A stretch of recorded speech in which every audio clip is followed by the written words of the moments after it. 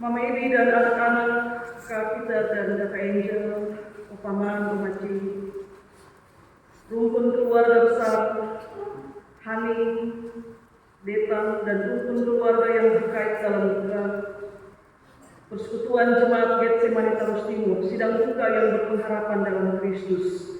Salam. Naomi dalam bahasa Ibrani berarti kesenangan atau kesukaan.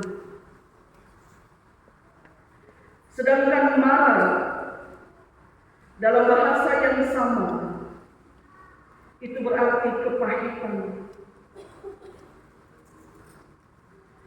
Mengubah nama dari Naomi menjadi Mara dilatar belakangi oleh pergumulan panjang seorang perempuan yang menolak untuk menyerah dengan berbagai tekanan hidup yang justru membawa dia mendekat kepada Sang Khalik yang dia panggil dengan sebutan yang Maha Kuasa. Tuhan mengaruniakan dia kekuatan bukan untuk dilemahkan oleh keadaan, tetapi untuk diasah menjadi semakin kuat, sebab sejatinya hidup adalah sebuah perjuangan. Meninggalkan tanah Bethlehem Yehuda dan pergi ke Moab karena bencana kelaparan, Naomi pergi dalam kepenuhan. Ada suami dan 2 anak laki-laki yang secara sosiokultur merupakan kekayaan bagi seorang perempuan, karena itu artinya ada pelindung dan ada pewaris tanah pusaka. Naomi pergi dalam kepenuhan, dan kepenuhannya bertambah-tambah di tanah Moab.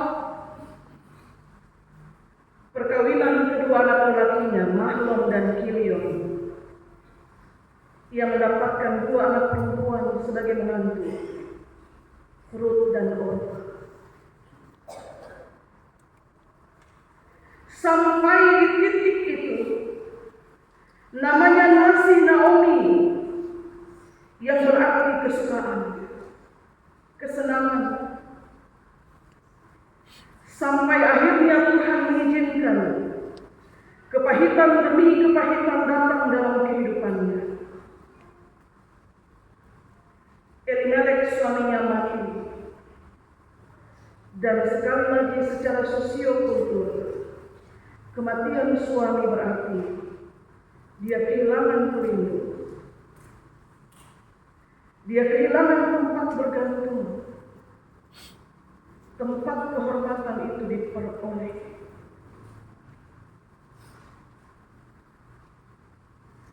Kepahitan itu belum pergi, datang lagi dalam wujud kematian 2 anak laki-lakinya, yang sekaligus 2 pewaris tanah pusaka. Tapi itu bukan kepahitan yang terakhir. Sebab kalau ahli waris mati tanpa meninggalkan keturunan yang dilahirkan, maka itu berarti sebenarnya Naomi kehilangan seluruh hak atas tanah pusaka yang ada di tanah kelahirannya. Naomi telah kehilangan pelindung dan pewaris. Dia kehilangan semuanya, kecuali satu yang tidak akan pernah hilang, Tuhan, Sang Maha Kuasa, yang membawa dia pergi ke Moab dengan kepenuhan dan membawa dia pulang kembali ke Bethlehem dalam kekosongan. Bukan untuk membuangnya, tapi untuk membawa dia masuk kembali dalam pemulihan. Sebab Moab tempat mereka mencari hidup, karena Bethlehem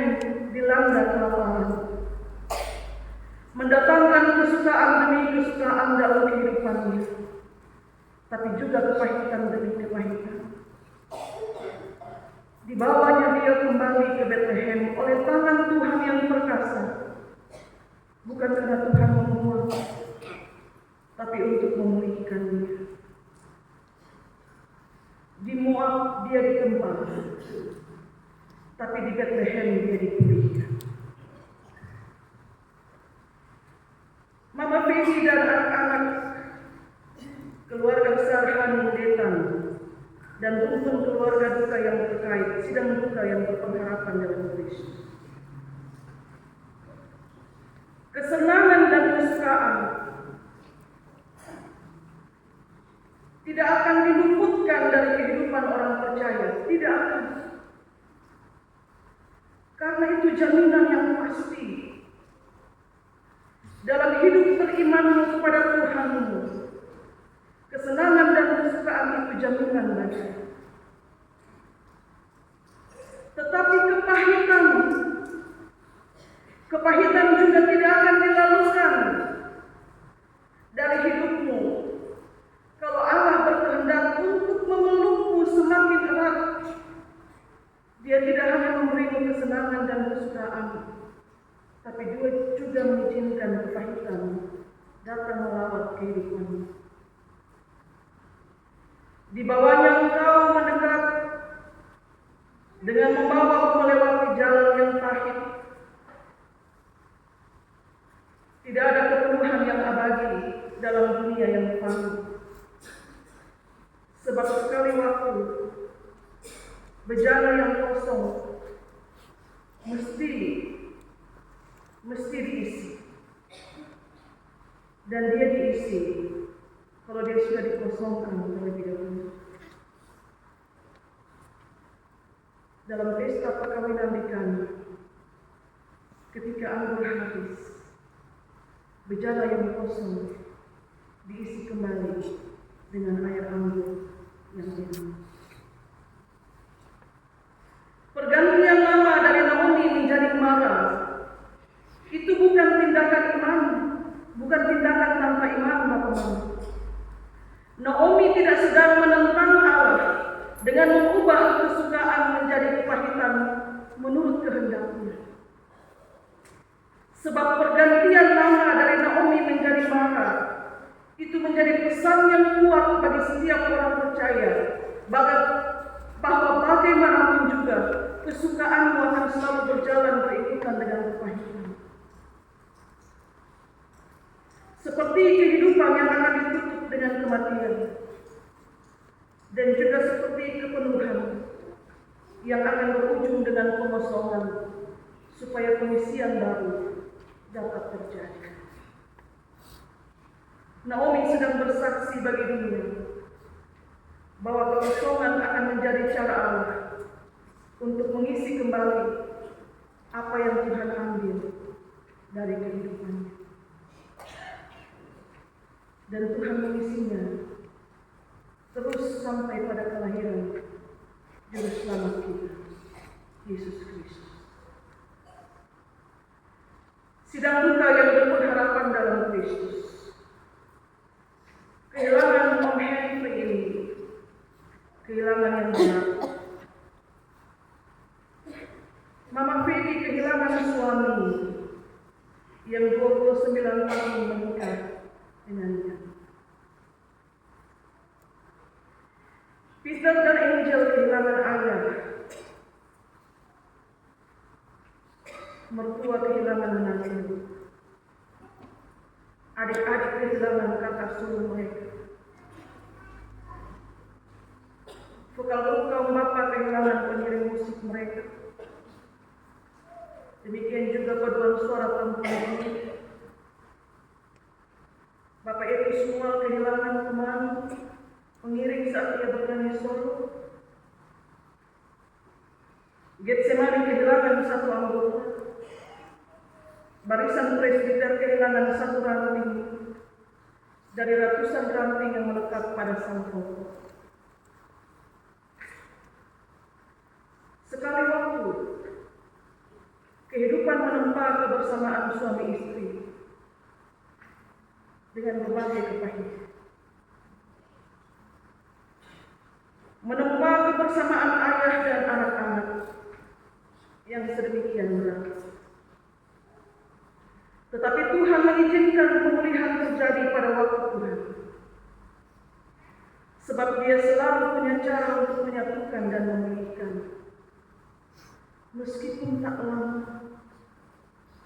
tapi bagi Tuhan, itu waktu yang cukup untuk membuat Om Henry, istri dan anak-anak menikmati kebaikan sebagai salam perpisahan. Dan hari ini di sini dalam rumah Tuhan, sebenarnya kita bukan hanya meratap, menangisi kepahitan. Kita bukan hanya meratapi kekosongan yang Tuhan izinkan untuk dialami oleh Mama Feby dan anak-anak, tapi kita juga sedang menyatakan syukur atas rancangan Tuhan yang berkenan melepaskan Om Henry dari penderitaan yang berat semasa hidup. Bagaimanapun akhir cerita perjalanan hidupnya, sejarah pelayanan di Getsemani Tarus Timur telah mencatat nama seorang hamba yang memberi dirinya menjadi persembahan bagi pelayanan dalam rumah Tuhan dengan talenta yang dia miliki. Bagaimanapun akhir cerita perjalanan hidupnya, sejarah kehidupan telah mencatat dia suami yang baik, meski dia bukan suami yang sempurna. Dia ayah yang baik, meski dia bukan ayah yang sempurna. Dia rekan sepelayanan yang tenang, yang bisa diandalkan, dan dia menjadi berkat bagi Getsemani Tarus Timur. Maka Mama Feby dan anak-anak, Peter dan Angel, kekosongan hari ini bukan hukuman Tuhan bagimu.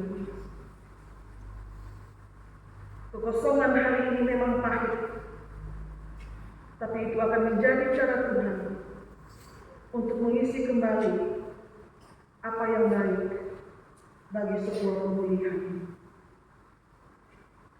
Dan kalau Tuhan sudah berkeputusan untuk mengambil Om Henry, benar, dia tidak perlu minta persetujuan Mama Feby sebagai istri.